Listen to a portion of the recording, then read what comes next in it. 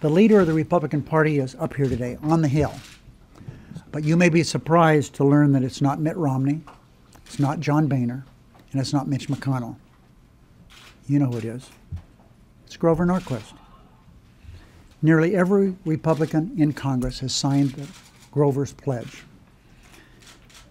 Mitch McConnell signed it. Mitt Romney has signed it.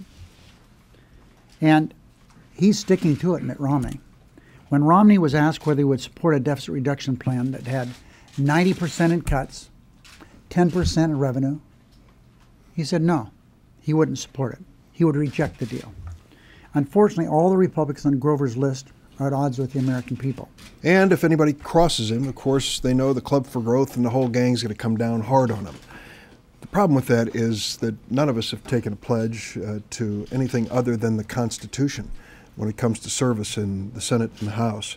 And those who think that Grover Norquist is equal to that pledge, I think have lost sight of the notion of public service. You cannot avoid the fiscal cliff if you sign Grover Norquist's pledge. 3/4 of Americans support a balanced deficit reduction package that cuts spending while asking millionaires and corporations to pay their fair share.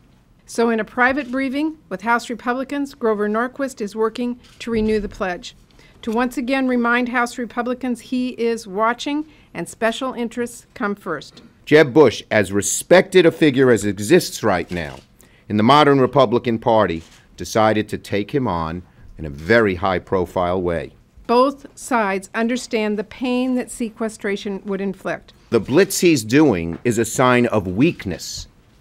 His relevance has been openly questioned for the first time lately, and he's in full damage control mode.